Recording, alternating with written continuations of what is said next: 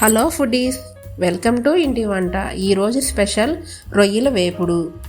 దానికి కావాల్సిన పదార్థాలు: శుభ్రం చేసుకున్న రొయ్యలు, ఉల్లిపాయ, పచ్చిమిర్చి, కొంచెం చింతపండు, ధనియాలు, చెక్క, లవంగాలు, ఉప్పు, కారం, పసుపు.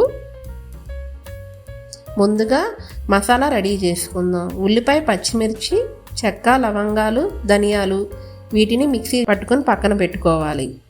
తర్వాత ఒక గిన్నె తీసుకొని అందులో రొయ్యలు, ఉప్పు, కారం, పసుపు,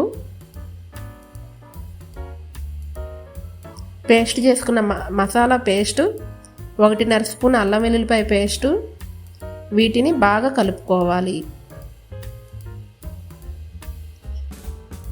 స్టవ్ వెలిగించి బాండిలు పెట్టుకొని ఆయిల్ పోసుకోవాలి. ఆయిల్ వేడైన తర్వాత ముందుగా చేసుకున్న మసాలా పేస్ట్ని అంతా అందులో వేసుకోవాలి.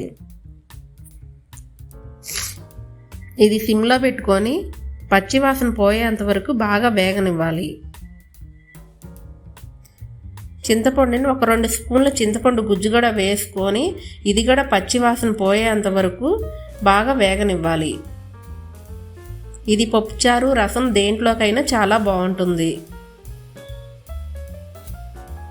కొంచెం కొత్తిమీర వేసి దించేస్తే అంతేనండి, రొయ్యల వేపుడు రెడీ అయిపోతుంది. ఈ వీడియో మీకు నచ్చితే లైక్, షేర్ అండ్ సబ్స్క్రైబ్. మీకు ఇంకా ఏదైనా వంటలు కావాలంటే కింద కామెంట్ బాక్స్లో కామెంట్ చేయండి.